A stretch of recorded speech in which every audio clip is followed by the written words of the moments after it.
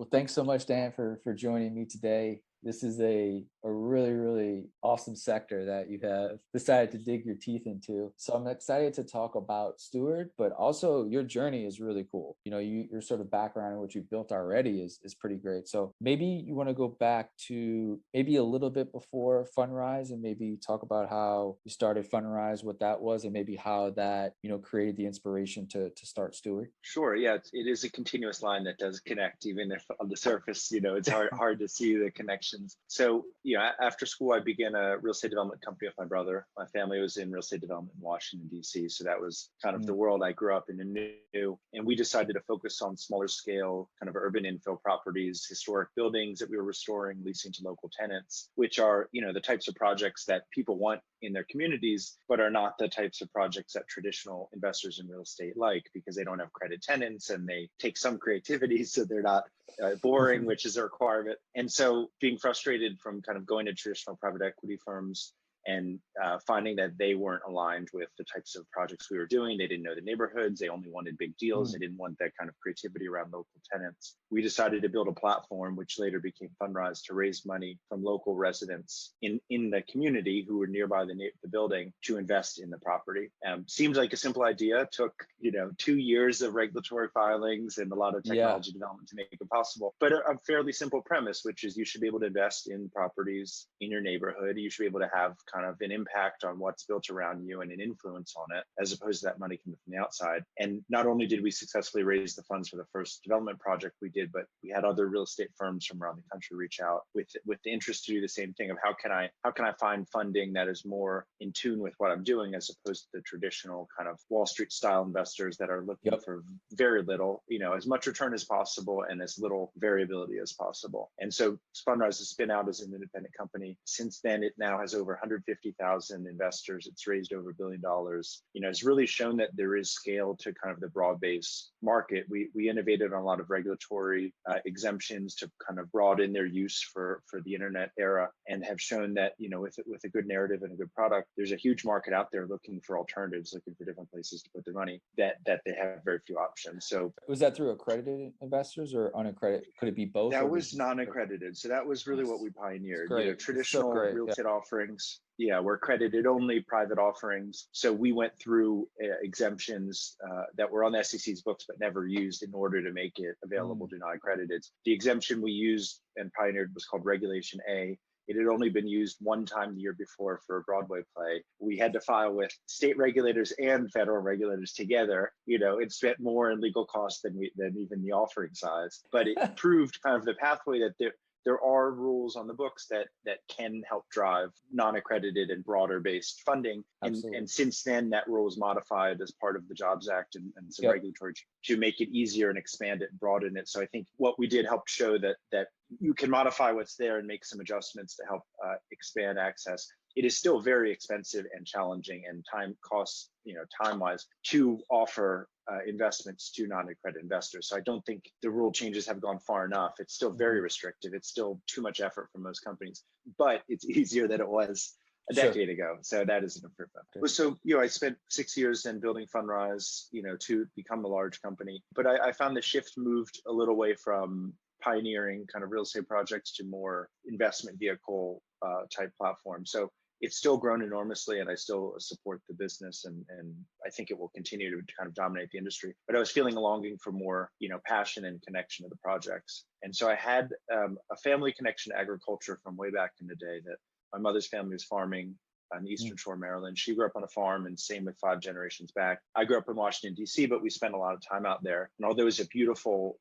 region, it had really been decimated over the past 100 years with Chesapeake Bay being depleted and kind of overfishing and traditional ag. So I saw traditional ag's impact on rural communities and rural ecosystems. And so I didn't know what this different system looked like, but it always sat with me. There's something off with this. And then in my time in real estate in Washington, D.C., I met a few local chefs, one in particular named Spike Jurdy, who's a James Beard Award winner in Baltimore from his restaurant Woodbury Kitchen, single-handedly sources from over 150 farmers for that restaurant. Wow. And so I was showing him buildings and kind of talking about working with him on the real estate side, but started to meet farmers that he was buying from. And, he's buying these amazing products from these smaller scale farmers doing kind of special varieties of everything, which everyone wants in reality, everyone talks about, but that would speak to these farmers and they couldn't get funding at all. They kind of being unconventional meant they were outside of the norm. And so they didn't have access to capital. And that's kind of was the moment for Steward of, you have huge consumer demand and interest in supporting regenerative agriculture. People want these types of regional,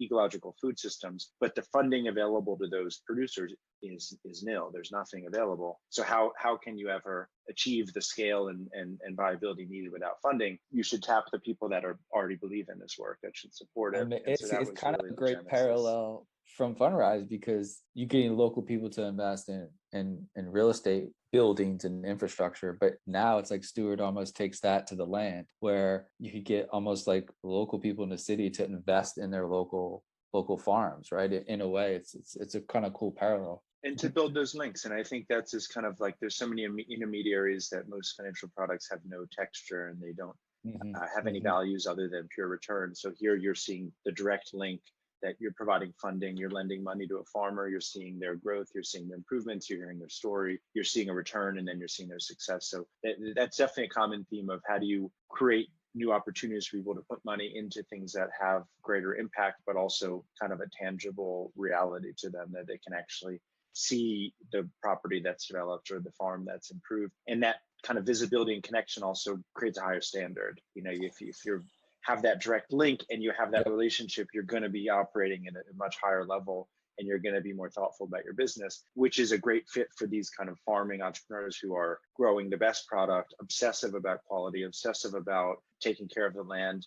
Those values matter to people, but for traditional finance, they don't matter at all. And so they don't really get the credit for the hard work that they're doing against the system. Whereas I find with individuals, they're excited to support somebody who's doing that work. It's kind of interesting because like they are like chefs in a way, just like the chef prepares the food a lot, like they meticulous about the plate and the ingredients that go in it. And the farmer is kind of the same way, but just at the most foundational level of taking care of the land and making sure the sun or the shade and what goes into the soil is correct. Like they're almost like chefs themselves. Is there like a James Beard Award winner for like farmers? If not, there should be. They don't have it yet. They're still kind of hidden behind the chefs. The past decade, everyone knows chefs and they have TV shows and everything, which is a relatively new thing. There was only maybe a handful before that. And I think farmers are a few of them are really savvy digitally and have kind of bigger brands, but most of them just don't have the time or resources to invest in marketing infrastructure. But I do find their personalities the same. They're really thoughtful about what the product they're creating, the story they're telling, what they're growing. They're just in it every day. That if you can provide an infrastructure for them to tell their story and engage with people, they're doing really important work that does need to be highlighted. And they also need operational support, which I find many chefs need. That kind of like creativity and obsession also lends itself to needing to delegate and needing support. And so we started with Steward by providing financing to these farms that is raised through our platform where individuals can lend money. But we're now also helping with bookkeeping services. We're helping, I just looked at Mint Farmer with his kind of rebranding and e-commerce of, how do you then fill some of these other elements that they don't have expertise in that are part of having a viable farm business in this day and age. You have to market, you have to brand, you have to package. So there's a lot of those elements that requires them to be successful. So they have all the raw ingredients of success and viability, but because the system is not built for them, the funding is not available, the business services and infrastructure is not there, they have to go it alone. And so our goal is to help kind of strengthen their ability to do that, and then also connect and network with other similar farmers that have on their own been providing and going through these challenges that can use support of other networks and mentors. That's super interesting. So when you said you had a little bit of a family, background, you kind of could have had a little bit of your toes in the agriculture world, but now that you talk to farmers, every week now, like what are some of the things that you learned about maybe, the farming industry that kind of blew your mind or just really opened your eyes up to a world maybe that you didn't know as much of now that you know now? Like what are some of the things that we as citizens should know, or even now we can all be investors, right? So like, what are some of the things that you learned that got you super interested in sort of the sector? I think I learned mainly that most of the preconceived notions are incorrect about farmers and how agriculture works and who's doing the farming. And the reality is that kind of like large scale row crop farming that you see on the side of the road, that's a certain type of farming. And then the other narrative is that the kind of family farms dying, small farms can't compete. They have to just give up and sell to the big farmers. And that's just how the world needs to be. And then you realize first that the entire market of agriculture is supported by government policy and subsidies. So it's not that the bigger farms are better, it's that they have enormous support behind them. So if it was a level playing field, it wouldn't be the case. So they kind of distort the market and they pretend that that's like the natural order of things. And then second, that a lot of these small to mid-sized farms, they are thriving. They have huge demand for their products, but because they don't have access to resources and financing, they're not able to take those steps forward as much as they need. I mean, financing infrastructure improvements and equipment and land purchases and working capital all on sales is very hard. I mean, it's not really possible. And so you end up undercapitalized and you could be 5 times bigger, but you just don't have the resources to do it. So I found that, these farmers are considering themselves business people. They don't want handouts in a sense. They don't think of themselves as nonprofits. They're running a viable business. They'd like to be able to earn more and grow their business. And if you can give them the right resources, we've had farms that went from 10,000 revenue to 120,000 in 3 years. And huge jumps for any business would be success. And that's just because there's so much demand for what they're growing. There's so much interest in what they're doing. They have not been able to meet demand. And so that's really, I think, where I've learned that there is a viable type of agriculture in diversified, direct sale to end user, value-added products, regenerative with nutrients. There is a story of a farmer who is doing well that if we put more resources behind would not only thrive, but I think be the model for our agricultural system. But all the money is to the other side that we try to prop up and keep going, and all the subsidies. And nobody even really knows how it works. They just know they read the front page of newspaper and farmers get $26 billion of payments for, I don't know why, because they're in Iowa, I guess. I don't know.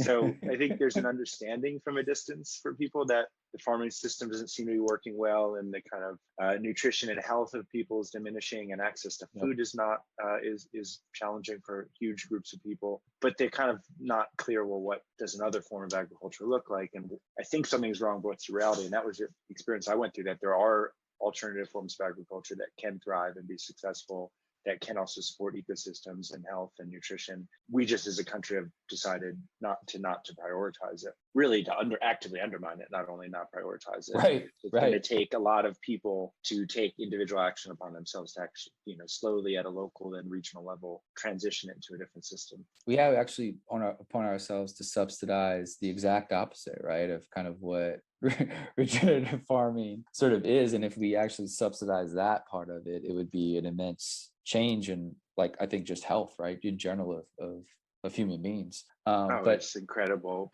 because it's not even a question of which has higher benefit, but it just, that's the system was built in the post-war era, and big industrial chemical companies control it. And so those are vested interests at the highest levels. So I believe it requires a grassroots movement. It's not the government that's going to make the change.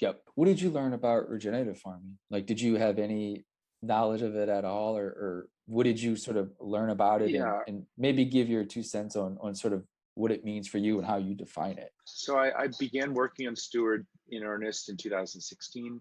I think 2012 is kind of when I had the idea, but I had just launched Fundrise and just too much to try multiple things. So at that point, my understanding of it was through chefs, through the kind of farmer table movement. I think that's where most people's entry point is, kind of farmers. They have memories of farmers markets and like certain restaurants that really highlighted products that were really delicious and the story was told well. But that, that where's it grown, who's growing it? You see a name on a menu, but like you don't really know the reality of it. And then I read Wendell Berry.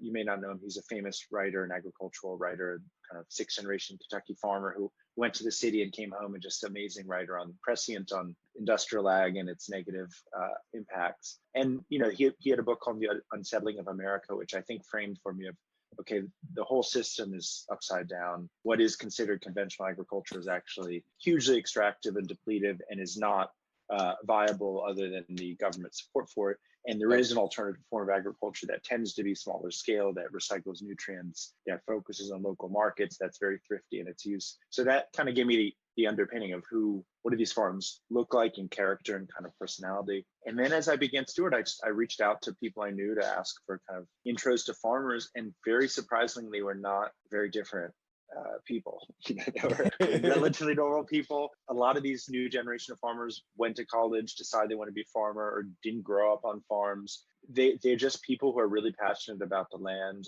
and products they're making. And so I find that people often try to put regenerative agriculture in kind of like a labeling system, like the organic system, which became a system and then was co-opted by the industry, because it's always, how can I sell more product, higher margin without doing the work? It's always, always what they're looking for. And regenerative, it's starting to kind of go in that way where like General Mills is saying they're regenerative, and it's like, just, I don't buy it. I can't see what you're talking about, but two, I don't buy it. And so here it's more of a values of the farmer. Are they eating the food that they're growing? When they're telling the story about the product, is it that kind of passion and obsession about it? What is their long-term goal? Are they just looking to earn a reasonable income, or is it that they're trying to be extractive with the business? So that kind of personality of taking care of the land results in better farming practices, or more animal welfare, or more nutritious food, or better quality soil. It all connects, but the second you try to label it quickly one thing or the other, then it's jumping through hoops and it's getting inspections, and then it starts to become its own thing. So I find it, you know when you see it, when you meet these types of farmers, you hear their stories, you see their farms, you try their products, it's abundantly clear that what they're doing is positive to the land, and the food is nutritious, and they should be supported. But like any of these terms, very quickly people realize, well, I can make more by selling products under this name. And so people are, in reality now, the big ag world is looking at regenerative and trying to it's their form of greenwashing, right? It's kind of their form of greenwashing a little bit. Effectively. So it's not that large farms can't be regenerative, it's just much harder at a huge scale, because you're kind of out of the natural human scale of operating a piece of land.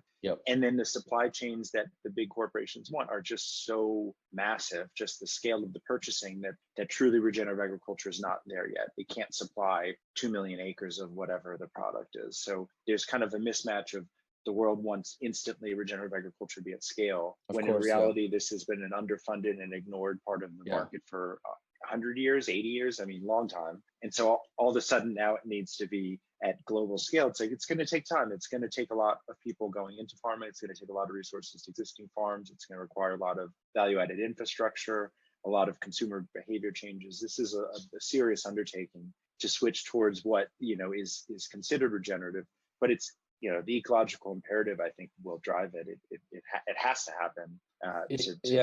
There's not a choice, for kind of climate and ecological purposes. You can only poison yourself for so long. I want to talk a little bit about from the user side, or from the investor side. When somebody sort of creates an account and they invest sort of in a farm, what it like through equity crowdfunding, right? Whether through Republic or WeFunder, when you buy shares, quote unquote, theoretically buy shares in a company, right? Through those platforms, and then you own equity in it. But is it the same with the farms? Like, are you investing in the LLC of the farm, right? Sure. In the actual so land? I can provide the breakdown of how it works. So the structure of it is, we have Steward provides loans to farms, so it's just credit. Gotcha. It's just loans. Gotcha. We provide loans, and then we sell loan participation. So people are buying pro rata slices of the loan. If it's a $100,000 loan, they can buy a $10,000 piece. Gotcha. People funding as little as $100, as large as hundreds of thousands of dollars, all across the board. Definitely, there's a values-focused user on our platform, that they're excited to hear the stories of the farm. They want to put their money into things that they can see a benefit from. But the person who's writing $100,000 check and $1,000 check has the same motivation. It's just different, more capacity, more resources. And we began providing mortgage loans to farms. We've also now expanded for equipment and operating loans. So some of them are backed by a secured interest in property, some by equipment, some by the operations of the business. Interest rates and terms vary, depending on that scale. Most are between 6 to 8% interest. So a healthy rate for lenders on our platform, but also reasonable for farms. And our goal to the farmer is, how do we comprehensively deliver all the funding you need from all aspects of your business, which is operations, equipment, and land, and simplify that, and then present you to your customer base and our user base who want to support your growth, but through our platform can feel confident in the legal documentation and the securing of the loan and the repayment system. And so we provide due diligence, we provide preparation of the materials as they kind of launch their campaigns. We provide the legal and regulatory infrastructure, but it's meant to build those direct links from, people who are seeing the farm and excited by it. So, people basically buy a slice of a loan. They're providing a loan to the farm via our platform, and they earn a return. We've generally found for the kind of small to mid-size regenerative farm sector that credit is really where the need is. These are businesses that don't want to sell. There's not natural liquidity, and they will reinvest any capital, so there's no dividend. So if you have no liquidity, no cash flow, there's no reason to be equity for it. But they're willing to borrow because they need to borrow money. They need money for equipment. They need money for land. They just don't have the cash for it. So they can borrow, use it as they need, repay it, and recycle it and grow on debt. And then we now also have a business line to help farmers apply for grants. There are a lot of grants out there they can use. We're trying to figure out how do we bring together all the different forms of funding. If they can get free money, fantastic. If they get a cheap subsidized loan, great. Or if they raise private funding through our platform, all the better. But kind of from their perspective of what is out there that they can get, and we can weave together where the business is going, because they don't have the time or expertise to understand the capital markets. But there are programs and there are opportunities for them that can be woven together to support the growth of their business. Yeah, I want to go back to one thing you said earlier. I thought was really cool and fascinating is kind of digitizing, the farmers and their brands, right, and try to build that infrastructure from almost a almost direct to consumer brand as a farmer, right? So is that building, e-commerce infrastructure for them, or is that just like consulting with them on how they should do it and then putting them in touch with whoever can, build the e-commerce store or work on their branding design for their packaging? Like that's a really interesting thing that I think a lot of farmers could leverage. It depends, but I think what I've learned. So how do you make farmers successful? First I was kind of finding these farmers and providing financing, and then you realize the farmers that are most successful are selling value-added products and they're selling direct to the end user. So you want to be selling to the end user. You can't give up your margin to an intermediary, a distributor, a grocery store. Most of the time the farmer's getting 60-70% of the margin taken out by the last few touch points. You can't survive without that. And then by doing value-added products, instead of selling peppers, sell hot sauce. You can now compete at good pricing at levels that other products are and still make money because you're the producer. You're basically an integrated CPG company in a farm. So that's a lot to ask of a farm, but that's really the model that they need to be of direct sales, as much value added as possible within their regional radius. And so that's where you have a huge number of people who are great at branding and marketing and digital ads and tech who love to support these farms. And then you have many farms that need those resources but don't have it, and they can pay and support discounted rate or products. So we're building really a kind of a marketplace of vendors where the farmers are client. We have one now, a mint farm in Oregon. They already have peppermint patties that are beloved regionally, but they're about to launch a new tea brand. And we're just going to help them professionalize their branding, packaging, e-commerce website, tell their story. We're going to find, they're near Portland, Oregon. They're in Clatskanie, which is on the Columbia River. We're going to help find some local vendors or employees that can then support that work. So we'll act as like the project coordinator for, okay, here's website, here's digital ads, here's branding design. Some of it we can do in-house, but really how do we build a stable of like really talented graphic design people who can help with gorgeous packaging that then can make that product fly? Because you have definitely a lot of well-packaged CPG products telling this story that aren't really sourcing the way that they're saying. Exactly. And so if you could have that direct traceability from the farm to their product with good branding, with the digital system, they can be very successful. And so I think funding's fundamental. You can get them funding, they can start to grow and they can start to kind of look up and think about future plans. And then marketing branding is just a huge driver of sales. And then the third piece of that is funding the equipment, the processing equipment, the bottling equipment that's then needed to really create the product. So you do one thing, you need to do the other because they're all in balance. You need funding for the infrastructure to then create the product, to then market it, to then drive higher margin sales and repeat the system. So we used to do it with our own staff informally, and now we're taking that next step of kind of how do we engage an audience of people who can do it for discounted rates. We even had a videographer in Oregon take a food share. It was a fisheries project to take tuna as payment. So people love these products. So maybe you can build it where people are paying a small amount in cash and some in product, and that way you're really building that kind of regional incentivized system. I'll end on a little bit about the future and maybe what sort of success looks like. You internally as a team, or you just personally, how do you look at success for Steward? Is it the amount of farmers that come on the platform? Is it the amount of money loaned out? Like what are some of the goals or successes maybe you want to see occur within maybe let's say the next 5 to 10 years?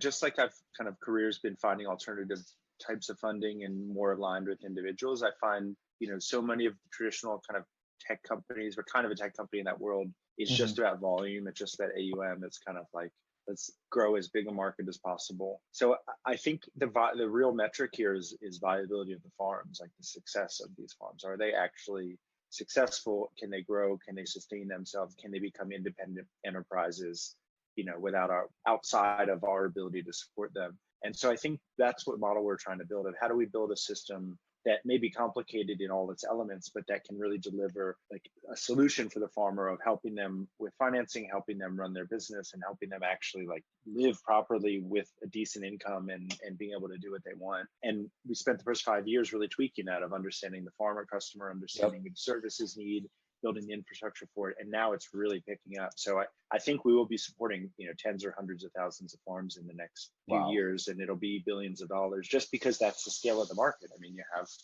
the market is already hundreds of billions of dollars of loans. It's like, which is why at first glance people don't understand, why is there a need for funding in agriculture? It's like literally the most funding of any sector, but it's the wrong type of funding. It's not actually the funding needed by these farms, but you're looking at a transition of needing billions and tens of billions of dollars of financing of not just farms, but value-added infrastructure and processing infrastructure and all of the supply chain that is more distributed and regionalized and built for a more moderate scale. So our hope is to be the platform that can aggregate all those elements, that can provide the network of funders, that can provide the infrastructure to help deliver that, can provide the kind of labor pool to help support it, and then can advocate for farmers, not just in their success as farmers, but also for who they are and the sacrifices they're making, and hopefully policy changes over time that can make what they do a little bit easier. Super cool, man. Well, thank you so much for taking the time, Dan. This was an awesome conversation. The platform is an amazing